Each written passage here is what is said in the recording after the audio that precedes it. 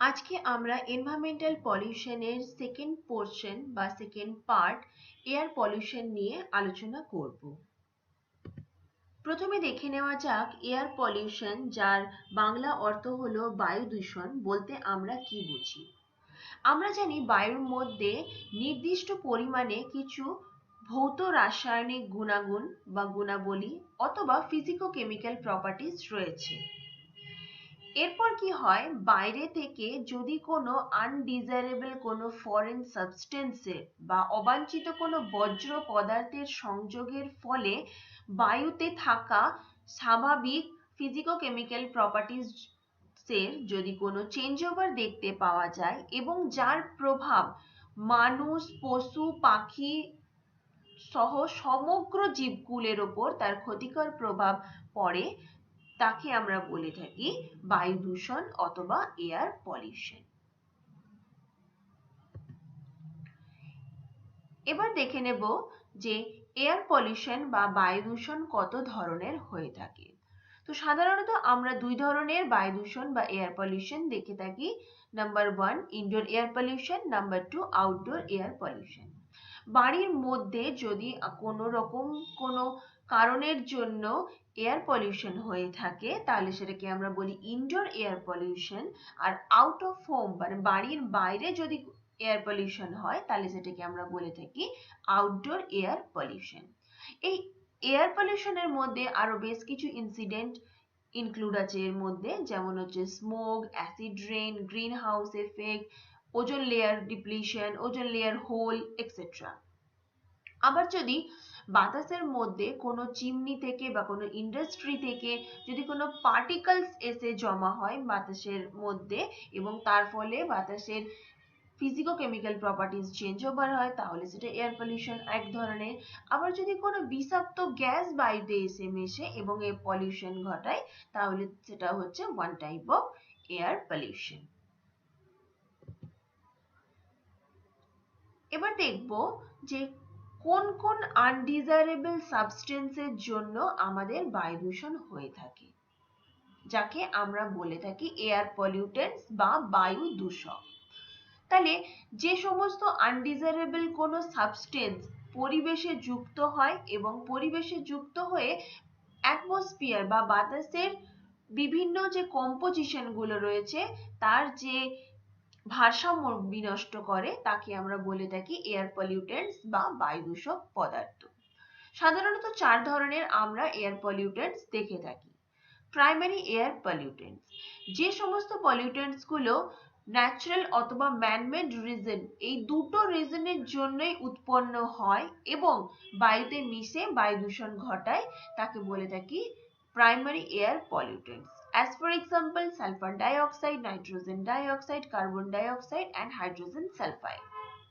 Number 2, secondary air pollutant. বায়ুমণ্ডলে বা অ্যাটমসফিয়ারের মধ্যে যে সমস্ত স্মল সাইজের পার্টিকেলস গুলো প্রাইমারি এয়ার পলিউটেন্টস এর সাথে মিশে গিয়ে রাসায়নিক বিক্রিয়া করে এয়ার পলিউশন ঘটায় তাকে আমরা বলে থাকি secondary air pollutants. As for example, PAN, the full form of PAN is peroxyacetyl nitrate, and the another example of secondary air pollutant is nitric acid. Number 3, xenobiotic pollutants. যে সমস্ত air pollutants কোনো man-made রিজনের জন্য সৃষ্টি হয়ে থাকে না তাকে আমরা বলে থাকি xenobiotic pollutants. As for example, methane. এই মিথেন কোন গ্যাস থেকে, মিথেন গ্যাস কোন জায়গা থেকে মেইনলি উৎপন্ন হয়? প্যাডি ফিল্ড থেকে। লাস্ট হচ্ছে অ্যানথ্রোপোজেনিক পলিউটেন্টস।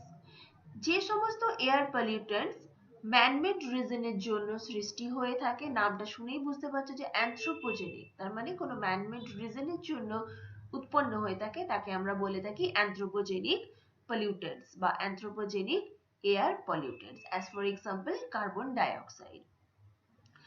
এখান থেকে তোমাদের শর্ট কোশ্চেন আসে যে কোন কোন এয়ার পলিউটেন্টস গুলো প্রাইমারি এয়ার পলিউটেন্টস এর আন্ডারে, বা কোনো একটা পলিউটেন্টস এর নাম দিল মিথেন বা প্যান বা CO2, এটা প্রাইমারি এয়ার পলিউটেন্টস নাকি সেকেন্ডারি এয়ার পলিউটেন্টস নাকি টার্সিয়ারি বা জেনোবায়োটিক বা অ্যানথ্রোপোজেনিক। তো এই জাতীয় তোমাদের শর্ট কোশ্চেন এই স্লাইড থেকে মেনলি আসে, সুতরাং এক্সাম্পল গুলো উইথ ডেফিনেশন খুব ভালো করে মনে রাখবে। এবার আমরা দেখে নেব এই অ্যাটমসফিয়ারের মধ্যে কোন কোন গ্যাসগুলো রয়েছে এবং কত পার্সেন্টেজে সেগুলো অ্যাটমসফিয়ারে রয়েছে।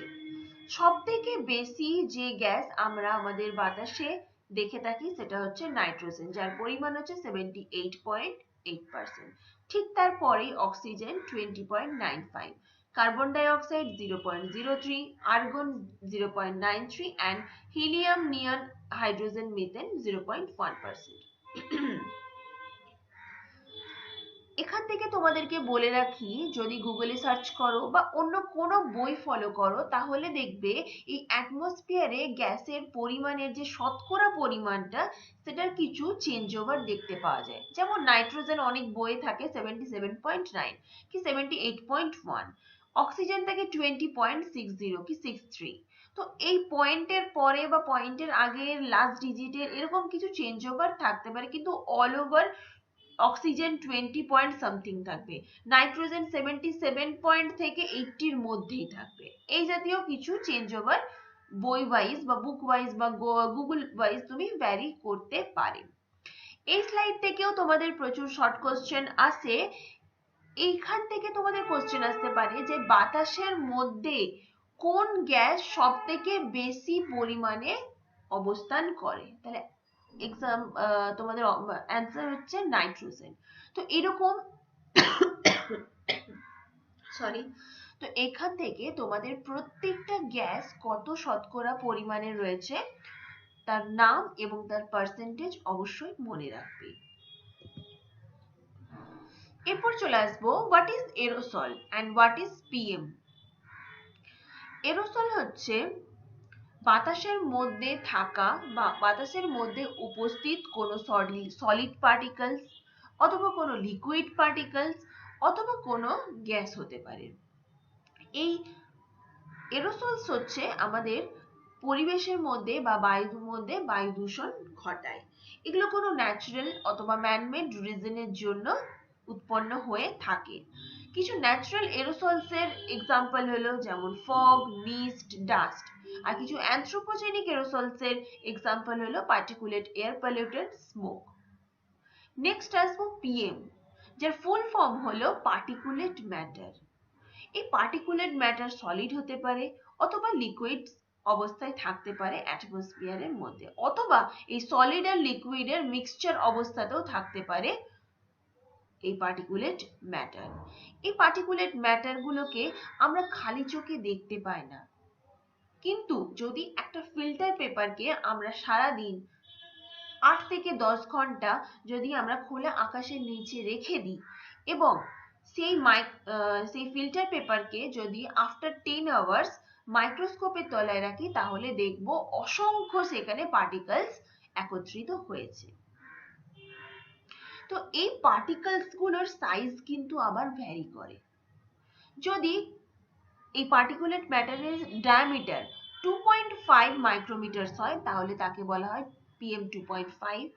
যদি পার্টিকুলেট ম্যাটারের ডায়ামিটার 10 মাইক্রোমিটার হয় তাহলে সেই পার্টিকুলেট ম্যাটারকে বলা হয়ে থাকে PM10। তো এইভাবে সাইজ অনুযায়ী তাদের নামও ভ্যারি করে থাকে।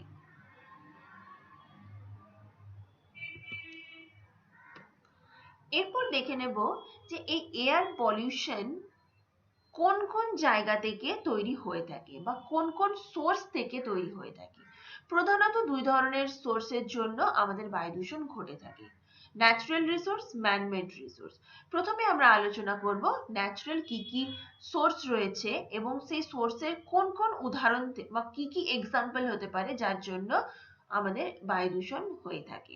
প্রথমেই হচ্ছে কোনো মহাজাগতিক বস্তু অথবা কসমিক সাবস্টেন্স, যেমন ধূমকেতু, উল্কাপাত দ্বারা সৃষ্ট বিভিন্ন ধরনের পার্টিকেলস বা মহাজাগতিক যে রে আছে সেগুলো এয়ার পলিউশন ঘটাতে সাহায্য করে। ভলক্যানিক ইরাপশন, আর্থকুয়েক, এই সমস্ত ন্যাচারাল ডিজাস্টারের ফলে যে sulphur dioxide, carbon dioxide, hydrogen sulphide ইত্যাদি ধরনের এয়ার পলিউটেন্টস তৈরি হয়ে থাকে। নাম্বার 3 হচ্ছে ফরেস্ট ফায়ার। ফরেস্ট ফায়ার বা দাবানল। এর ফলে carbon die oxide, carbon monoxide, নাইট্রোজেনের বিভিন্ন অক্সাইড তৈরি হয়ে থাকে এবং this are the another air pollutants. Next, storm. বিভিন্ন ধরনের ন্যাচারাল ডিজাস্টার যেগুলো সাইক্লোন হয়ে থাকে, সেই সমস্ত সাইক্লোনস বা স্ট্রমের জন্য বিভিন্ন ধূলিকণা, বিভিন্ন সাইজের ধূলিকণা বায়ুমণ্ডলে জমা হয়ে বায়ুমণ্ডলে মিশে বায়ুমণ্ডলের ফিজিকো কেমিক্যাল প্রপার্টিজ চেঞ্জ ওভার করে এবং এয়ার পলিউশন ঘটায়। আরো অনেক ধরনের মৃতজীবী বা ডেড অর্গানিজমস রয়েছে, যারা তাদের একটা নির্দিষ্ট সাইকেল কমপ্লিট করার পর কোনো একটা ল্যান্ডের মধ্যে বা কোনো একটা স্থলভূমিতে সেগুলো পচতে থাকে এবং সেই যখন সেটা পচে যায় পুরোপুরি, তারপর সেখান থেকে মিথেন, হাইড্রোজেন সালফাইড এই জাতীয় গ্যাস বায়ুকে দূষিত করে। ভাইরাস। বায়ুতে অবস্থিত বিভিন্ন ধরনের ভাইরাস থেকেও কিন্তু আমাদের এয়ার পলিউশন হয়ে থাকে। বিভিন্ন প্রাণীর গায়ে যে পালক বা লোম থাকে সেগুলো থেকেও এয়ার পলিউশন হয়ে থাকে। এরপর দেখে নেব ম্যানমেড কি কি রিজনস এর জন্য আমাদের এয়ার পলিউশন হয়ে থাকে। প্রথমে দেখব বিভিন্ন ইন্ডাস্ট্রি, যেমন হচ্ছে লোহা এবং ইস্পাত শিল্প থেকে সালফারের বিভিন্ন oxide, hydrogen sulphide, carbon monoxide, নাইট্রোজেনের বিভিন্ন অক্সাইড বা চিমনির ধোঁয়া বেরোয় এবং সেকেন্ড চিমনির ধোঁয়া বা এই সমস্ত অক্সাইডস গুলোর জন্য আমাদের এয়ার পলিউশন হয়ে থাকে। তাপবিদ্যুৎ কেন্দ্র থেকে সালফারের বিভিন্ন অক্সাইড, নাইট্রোজেনের বিভিন্ন অক্সাইড, কার্বন মনোক্সাইড এবং কার্বন ডাই অক্সাইড বেরোয়, যা এয়ার পলিউশন ঘটায়। রেফ্রিজারেটর থেকে সিএফসি বেরোয়। রাসায়নিক শিল্প বিভিন্ন কেমিক্যাল ইন্ডাস্ট্রি থেকে sulphur dioxide, nitrogen dioxide, chlorine, HCl বেরোয়। এগ্রিকালচারাল ফিল্ড থেকে H2S বা ক্লোরিনেটেড কার্বন, যা ডাইরেক্টলি এয়ার পলিউশন ঘটায়। স্থলযান, জলযান, বিমান এই সমস্ত যানবাহন থেকে sulphur dioxide, carbon monoxide, carbon dioxide, hydrogen sulphide, নাইট্রোজেনের বিভিন্ন অক্সাইড, হাইড্রোকার্বন বেরোয় বা উৎপন্ন হয়, যা বায়ু দূষণ ঘটায়। আবার বিভিন্ন কমার্শিয়াল যে ওয়েস্ট গুলো থাকে বা রেসিডেন্সিয়াল বা হাউস হোল্ড বা সলিড ওয়েস্ট থাকে, সেগুলোকে আমরা যখন ডাম্পিং করি এবং ডাম্পিং করার পর যখন সেগুলোকে পোড়ানো হয়, সেখান থেকে carbon dioxide, carbon monoxide, hydrogen sulphide, sulphur, নাইট্রোজেনের বিভিন্ন অক্সাইড, অ্যামোনিয়া, এরোসলস উৎপন্ন হয়, যা বায়ু দূষণ ঘটায়।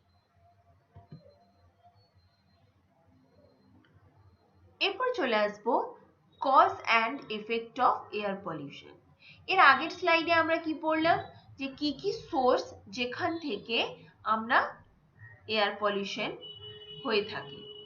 এরপর দেখে নেব সেই সোর্সগুলো বা সেই গ্যাসগুলো বা কোন কোন পলিউটেন্টের জন্য কি কি এফেক্ট আমাদের দেখা যায়। এখানে আমরা সোর্সটাকে অমিট করে দেবো, সোর্সটা নিয়ে আলোচনা করব না, কারণ এর আগের স্লাইডে যেহেতু আমরা পড়েছি, কিন্তু কোন কোন পলিউটেন্টস এর জন্য কি কি এফেক্ট দেখা যায় সেটা আমরা এখানে দেখে নেব। প্রথমেই চলে আসবো নাইট্রোজেনের বিভিন্ন অক্সাইড, যেটাকে আমরা রিপ্রেজেন্ট করেছি নক্স দিয়ে। এই নক্স বা নাইট্রোজেনের বিভিন্ন অক্সাইডের জন্য এয়ার পলিউশন হচ্ছে এবং এই এয়ার পলিউশনের জন্য আমাদের শরীরে শ্বাসকষ্ট হয়, চোখ জ্বালা জ্বালা করে, হাঁপানি হয়, ব্রঙ্কাইটিস হয়, হার্টের বিভিন্ন রোগ দেখা দেয়। সালফার ডাইঅক্সাইডের জন্য ফুসফুসে ক্যান্সার, হাঁপানি, শ্বাসকষ্ট, ব্রঙ্কাইটিস, হার্ট অ্যাটাক এই জাতীয় রোগ তৈরি হয়ে থাকে মানুষের মধ্যে। হাইড্রোজেন সালফাইডের জন্য আমাদের খিদে পায় না, চোখে মুখে একটা জ্বালা জ্বালা ভাব দেখা যায়, মাথা ব্যথা হয়, শ্বাসকষ্ট হয়। কার্বন মনোক্সাইডের জন্য হার্ট অ্যাটাক হয়, হার্ট ফেলিয়ার হয়ে যায়, মাথায় একটা তীব্র যন্ত্রণা করে, বমি বমি ভাব হয়, দৃষ্টিশক্তি হ্রাস পেতে থাকে। কার্বন ডাইঅক্সাইডের জন্য অ্যানক্সিয়া বা আমাদের শরীরে অক্সিজেনের অভাব দেখা যায়, শ্বাসকষ্ট হয়, চোখ জ্বালা করে, শ্বাসরোধ বা শ্বাসকষ্ট তৈরি হয়। হাইড্রোকার্বনসের জন্য শ্বাসকষ্ট, ফুসফুসে ক্যান্সার, চোখ জ্বালা, হাঁপানি রোগ দেখা যায়। ওজনের জন্য ত্বক এবং রক্তে ক্যান্সার, ব্রঙ্কাইটিস, চোখে জ্বালা জ্বালা ভাব, মাথা ব্যথা, জিন মিউটেশন হয়ে থাকে।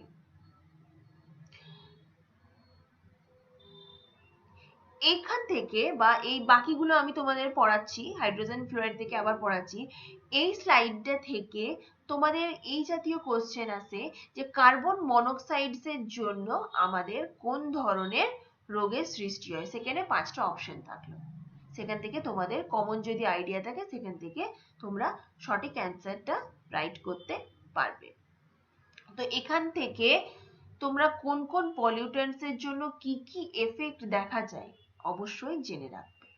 ফ্লোরাইড, আমরা যেমন জানি যে ফ্লোরাইড আমাদের দাঁত ও হাড়ের ক্ষতি করে, ঠিক সেরকম ভাবে হাইড্রোজেন ফ্লোরাইড আমাদের দাঁত, হাড়, আমাদের হাড়ের গঠন এবং সামগ্রিকভাবে আমাদের দেহের যে স্বাভাবিক গঠন সেখানেও বিকৃতি আনতে সাহায্য করে।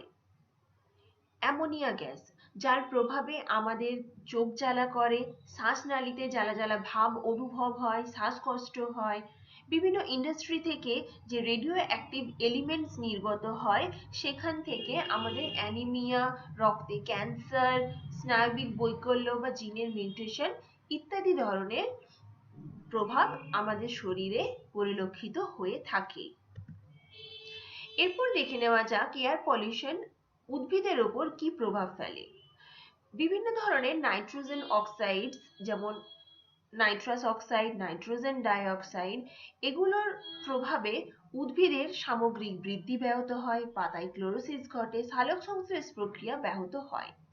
সালফারের বিভিন্ন অক্সাইডের প্রভাবে পাতায় ক্লোরোসিস, নেক্রোসিস এবং উদ্ভিদের সামগ্রিক গঠন বা সামগ্রিক বৃদ্ধি ব্যাহত হয়ে থাকে।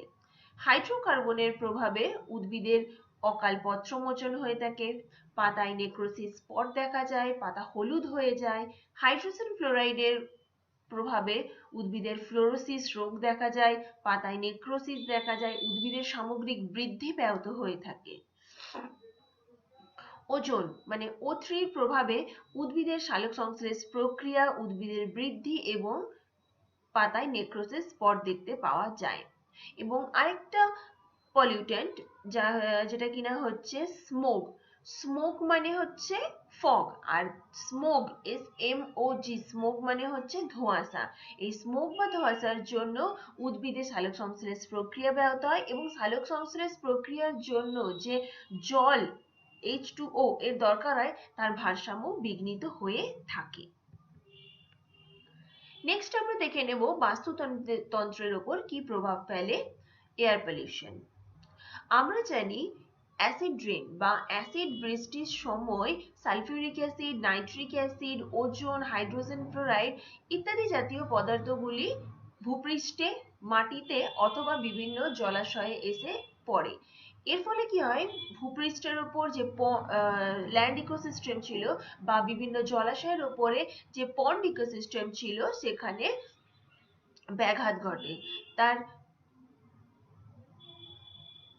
এবং এই সমগ্র ইকোসিস্টেমটা যে পন্ড ইকোসিস্টেম বা ল্যান্ড ইকোসিস্টেম, সেই ইকোসিস্টেমের চেন ব্রেক হয়।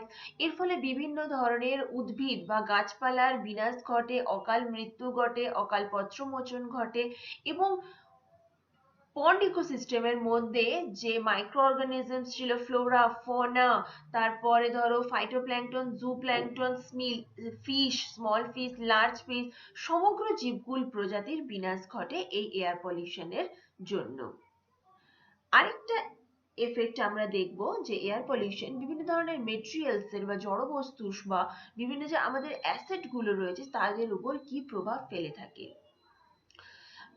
এয়ার পলিউটেন্টের মধ্যে যে ধোঁয়া বা বিভিন্ন ধরনের পার্টিকেল, সালফার ডাইঅক্সাইড, এগুলো গ্যাসগুলো রয়েছে যা পরিবেশের মধ্যে বা অ্যাটমসফিয়ারের মধ্যে উপস্থিত ময়েশ্চার বা জলীয় বাষ্পের সাথে মিশে সালফিউরাস এবং সালফিউরিক অ্যাসিডে পরিণত হয়।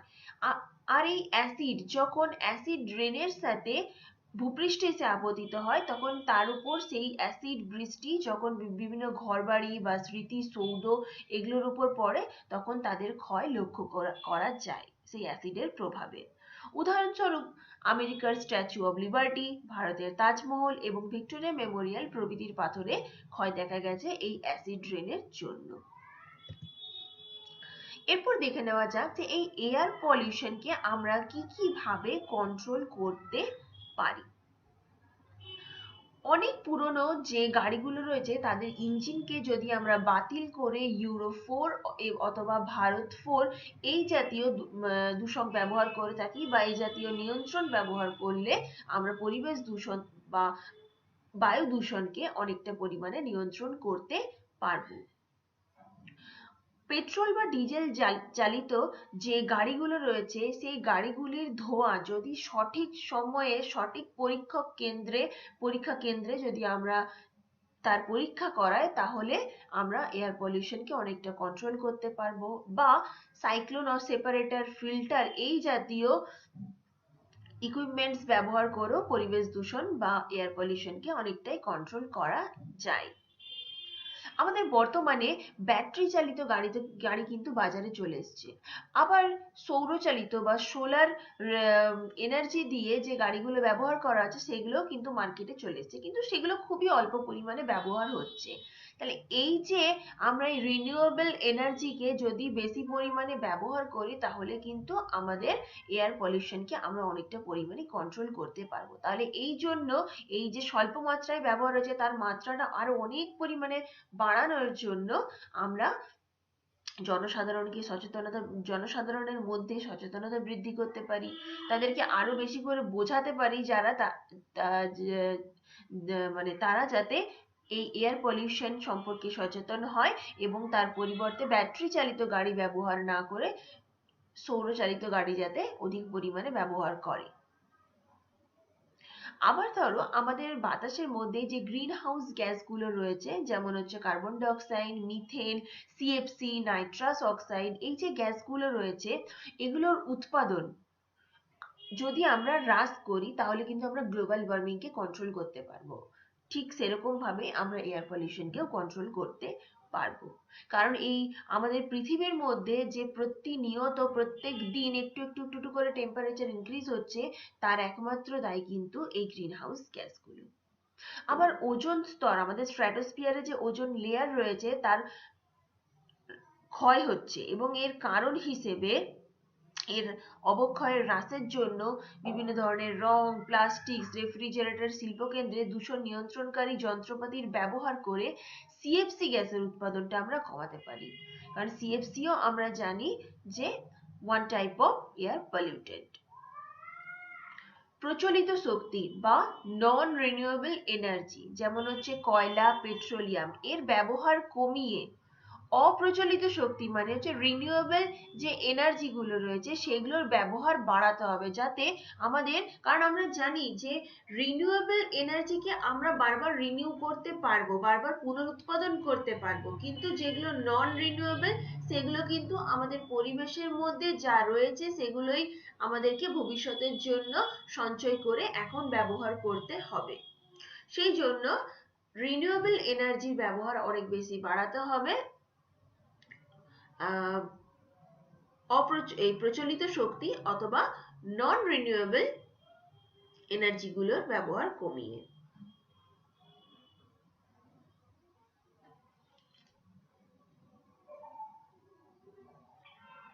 হ্যালো, আচ্ছা আপনিও নিচে দিয়ে যান। হ্যাঁ হ্যাঁ হ্যাঁ হ্যাঁ হ্যাঁ।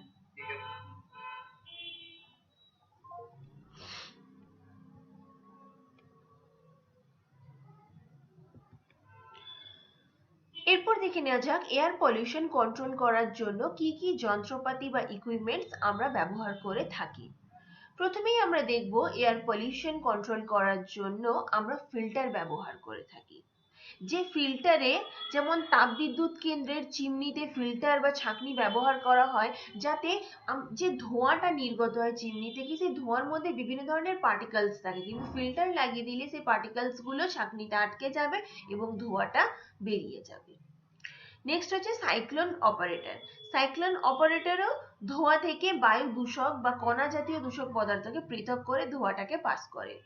ইলেকট্রোস্ট্যাটিক প্রেসিপিটেটর, এই ইকুইপমেন্টসটাও বায়ু দূষণ মানে বিষাক্ত ধোঁয়া থেকে কণাগুলোকে সেপারেট করে সেটাকে পরিচালনা করে। নেক্সট হচ্ছে স্ক্রাবার আর ক্যাটালাইটিক কনভার্টার। এই দুটো কি করে, এটা কিন্তু দূষিত বায়ুকেই এরা ছাঁকনি হিসেবে কাজ করে, দূষিত বায়ুটাকেই এরা আটকে দেয়। তাহলে এখান থেকে তোমাদের কোশ্চেন আসতে পারে যে এয়ার পলিউশন কন্ট্রোলিং ইকুইপমেন্টস হিসেবে কি কি যন্ত্র ব্যবহার করা হয়ে থাকে। আমরা ওয়াটার পলিউশনেও বেশ কিছু ইকুইপমেন্টস, বেশ কিছু মেথডস পড়েছি, যে মেথডস গুলো অ্যাপ্লাই করে আমরা ওয়াটার পলিউশনকে কন্ট্রোল করতে পারি। ঠিক সেরকম ভাবে এয়ার পলিউশনকে কন্ট্রোল করার জন্য এই কয়েকটা ইকুইপমেন্টস ব্যবহার করে থাকি। এখান থেকে তোমাদের কোশ্চেন আসে, সাপোজ ইলেকট্রোস্ট্যাটিক প্রেসিপিটেটর, এটা শর্ট ফর্ম হচ্ছে ইএসপি। তো কোশ্চেন আসতে পারে যে ইলেকট্রোস্ট্যাটিক প্রেসিপিটেটর কোন জাতীয় দূষণকে নিয়ন্ত্রণ করতে ব্যবহার করা হয়ে থাকে। তাহলে এখান থেকে তোমাদের প্রত্যেকটা পলিউশনের জন্য কি কি কন্ট্রোলিং ইকুইপমেন্টস, কি কি কন্ট্রোলিং মেথডস, এগুলো কিন্তু খুব ভালো করে মনে রাখতে হবে। আবার আরেকটা কোশ্চেন আছে, এই যে বললাম ফিল্টার, সাইক্লোন সেপারেটর, ইলেকট্রোস্ট্যাটিক প্রেসিপিটেটর, এই তিনটে কি করে, পার্টিকলস কে কিন্তু ফিল্টার হিসেবে বা পার্টিকলস কে নিয়ন্ত্রণ করে। আর স্ক্রাবার আর ক্যাটালাইটিক কনভার্টার কি করে, বিষাক্ত ধোঁয়া বা গ্যাসকে নিয়ন্ত্রণ করে। তাহলে এই দুটো থেকেও, মানে এই স্লাইডটা থেকে দুই ধরনের কোশ্চেন তোমরা পেয়ে যেতে পারো এখানে। এরপর আমরা দেখে নেব এয়ার পলিউশন রিলেটেড কিছু ইনসিডেন্ট, মেজর ইনসিডেন্ট। প্রথমে দেখে নেব যেটা one of the most important incident in our environment, 1984 এ যেটা হয়েছিল ভোপাল শহরে ইউনিয়ন কার্বাইড প্ল্যান্ট থেকে সরি মিথাইল আইসোসায়ানেট গ্যাস নির্গত হয় এবং যার জন্য 5,000 প্রায় মানুষ মারা যায়, 50,000 মানুষ রোগে আক্রান্ত হয়। নেক্সট হচ্ছে 1948 এ বা 1984 এর পাশে চলে যাব 1985 এ চেম্বুরে, ভারতবর্ষের চেম্বুরের পেট্রোকেমিক্যাল প্ল্যান্ট থেকে ক্লোরিন গ্যাস নির্গত হয়, যার ফলে বহু মানুষ আক্রান্ত এবং বহু মানুষ মারা যায়। 1986 এ ইউক্রেনের চেরনোবিলে পারমাণবিক বিদ্যুৎ কেন্দ্রের যান্ত্রিক ত্রুটির কারণে ইউরেনিয়াম তেজস্ক্রিয় মৌলের ব্যাপক বিস্ফোরণ ঘটে এবং যার ফলে প্রায় 2000 মানুষ মারাও যায় এবং বহু মানুষ আক্রান্ত হয়ে পড়ে। 1948 এ পিটার্সবার্গ শহরে ধোঁয়া, হঠাৎ করে পুরো ধোঁয়াতে ভরে যায় পুরো পিটার্সবার্গ শহরটা। এর ফলে কি হয়, বহু মানুষ শ্বাসকষ্টে আক্রান্ত হয় এবং অনেক মানুষ মারাও যায়। এই জন্য পিটার্সবার্গকে এখন থেকে বলা হয়, তখন থেকে বলা হয় যে স্মোকি সিটি। 1950 তে লস এঞ্জেলস শহরে ব্যাপক পরিমাণে যানবাহন চলাচলের জন্য ফটোকেমিক্যাল স্মোক তৈরি হয়। যে ফটোকেমিক্যাল স্মোক কাকে বলে বা ফটোকেমিক্যাল স্মোক বলতে কি বুঝি, একটু পরে আমরা দুটো স্লাইডের পরে আমরা দেখে নেব, যার ফলে বহু মানুষ আক্রান্ত এবং বহু মানুষ অসুস্থ হয়ে পড়ে। 1952 তে লন্ডনে কয়লা পোড়ানোর ফলে যে SO2 গ্যাস উৎপন্ন হয়, সেই SO2 গ্যাস বাতাসের মধ্যে উপস্থিত জলীয় বাষ্পের সাথে মিশে স্মোক তৈরি করে, যা দীর্ঘ 5 দিন ধরে অ্যাটমসফিয়ারে ঘোরাফেরা করতে থাকে এবং যার ফলে প্রায় 4,500 মানুষ মারা যায়, বহু মানুষ শ্বাসকষ্টজনিত রোগে আক্রান্ত হয়। তো এগুলো কিছু মেজর ইনসিডেন্ট। এখান থেকে তোমাদের কোশ্চেন আসে বা তোমাদেরকে মনে রাখতে হবে কোন সালে কোন ইনসিডেন্টটা ঘটেছে এবং কি জন্য, মানে ইনসিডেন্টে কি হয়েছে, এখান থেকে তোমাদের কোশ্চেন আসে এবং এগুলো খুব ভালো করে মনে রাখতে হবে। নেক্সট, এতক্ষণ তো আমরা পড়লাম indoor air pollution, outdoor air পলিউশনের মধ্যে আউটডোর এয়ার পলিউশনটা। এরপর আমরা দেখে নেব ইনডোর এয়ার পলিউশনের কি এমন তাৎপর্য। আমরা সচরাচর জানি কি যে আমরা যে খোলা আকাশ বা বাতাসের মধ্যে থাকি, যেহেতু তার মধ্যে পার্টিকেলস গুলো আমরা খালি চোখে দেখতে পাই না, তাই ভাবি যে ঘরের মধ্যে বা ইনডোর এয়ার পলিউশন আবার কি, ঘরের মধ্যে আছি তারপরে আবার কি পলিউশন হতে পারে, বায়ু দূষণ হতে পারে, তাই না? তাই সচরাচর আমরা কি করি, আউটডোর এয়ার পলিউশনকে অনেক বেশি গুরুত্ব দিই rather than indoor air pollution. কিন্তু একটা গবেষণায় দেখা গেছে যে আভ্যন্তরীণ বাতাস বা ইনডোর এয়ার পলিউশনের দূষণের মাত্রা আউটডোর এয়ার পলিউশনের মাত্রা থেকে প্রায় 1000 গুণ বেশি। ঠিক আছে, কারণ কি কি, কেন এই ইনডোর এয়ার পলিউশন অনেক বেশি ক্ষতিকর?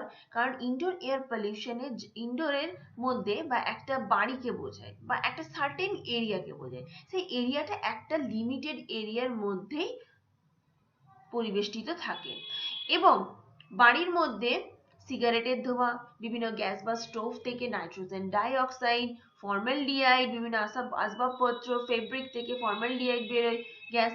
তারপর হচ্ছে যে গৃহস্থালিতে পরিষ্কার পরিচ্ছন্ন রাখার জন্য যে কীটনাশক ব্যবহার করে থাকি, কাঁচ পরিষ্কার করার জন্য যে লিকুইড ব্যবহার করে থাকি, অ্যাসবেস্টস, বাতাসের মধ্যে যে ভাইরাস ব্যাকটেরিয়া থাকে সেই সমস্ত কিছু মিলে ইনডোর এয়ার পলিউশনের মাত্রাতিরিক্ত দূষণ ঘটায় এবং এর ফলে আমাদের বিভিন্ন ধরনের রোগেরও সৃষ্টি হয়ে থাকে। এরপর আমরা দেখে নেব হোয়াট ইজ ফটোকেমিক্যাল স্মোক। সূর্য থেকে যে ইউভি রে আসে, যার ফুল ফর্ম হলো আল্ট্রাভায়োলেট লাইট। সেই আল্ট্রাভায়োলেট লাইট বা ইউভি লাইট বাতাসের মধ্যে নাইট্রোজেন অক্সাইড এবং হাইড্রোকার্বনের সাথে মিক্সড হয়ে বা মিশে গিয়ে পর বিভিন্ন কেমিক্যাল রিয়াকশন করে এবং তার ফলে একটা বাদামি বর্ণের ধোঁয়া তৈরি হয়, যেটা গোটা অ্যাটমসফিয়ার জুড়ে দেখতে পাওয়া যায়। এই জাতীয় ইনসিডেন্ট বা এই জাতীয় বাদামি বর্ণের ধোঁয়া আমাদের পৃথিবীর মধ্যে গ্রীষ্মপ্রধান দেশের সকালবেলায় এবং দুপুরবেলায় সাধারণত দেখতে পাওয়া যায়, আর একেই আমরা বলে থাকি ফটোকেমিক্যাল স্মোক। এই ফটোকেমিক্যাল স্মোক প্রথম দেখা গিয়েছিল লস এঞ্জেলস শহরে 1940-তে দেখা গিয়েছিল। এখান থেকে তোমাদের কোশ্চেন আছে যে ফটোকেমিক্যাল স্মোকের ফলে কি বর্ণের ধোঁয়া নির্গত হয়। Number 1 question. নাম্বার 2 হচ্ছে এই ফটোকেমিক্যাল স্মোক এই ইনসিডেন্টটা প্রথম কোন জায়গায় কত সালে দেখা গিয়েছিল। Number 3 question. ফটোকেমিক্যাল স্মোকের ফলে কি পলিউটেন্টস উৎপন্ন হয়ে থাকে। দু ধরনের, প্রাইমারি এয়ার পলিউটেন্টস আর এটা হচ্ছে secondary pollutants. Primary air pollutants এর মধ্যে নাইট্রোজেন অক্সাইড, নাইট্রাস অক্সাইড আর ভোলাটাইল অর্গানিক কম্পোনেন্টস। আর সেকেন্ডারি এয়ার পলিউটেন্টস এর মধ্যে ওজোন আর পারক্সি অ্যাসিটাইল নাইট্রেট। লাস্ট স্লাইডে আমরা দেখে নেব যে এই এয়ার পলিউশন আমাদের কি রোগ ছড়ায় বা এয়ার পলিউশনের জন্য আমাদের কি রোগ বা ব্যাধি আমাদের শরীরে দেখতে পাওয়া যায়। প্রথমে দেখে নেব আউটডোর এয়ার পলিউশনের জন্য কি রোগ আমাদের শরীরে দেখতে পাওয়া যায়, যেমন হচ্ছে ischemic heart disease, stroke, chronic obstructive pulmonary disease, lung cancer, acute lower respiratory infections in children, emphysema, etc. and etc. আবার যদি দেখি ইনডোর এয়ার পলিউশনে stroke, ischemic heart disease, chronic obstructive pulmonary disease, acute lower respiratory infections in children and lung cancer. Almost outdoor আর indoor air pollution এর same disease দেখতে পাওয়া যায়। আশা করি তোমাদেরকে খুব সহজ ভাষায় তোমাদের সিলেবাসে যেটুকু রয়েছে তার মধ্যে কভার করে এয়ার পলিউশনটা তোমাদের বোঝানোর চেষ্টা করেছি। যদি কোনো জায়গায়, কোনো স্লাইডে, কোনো ল্যাঙ্গুয়েজে, কোনো স্পেলিংয়ে কোনো রকম কোনো বুঝতে অসুবিধে হয় তাহলে অবশ্যই আমাকে জানাবে।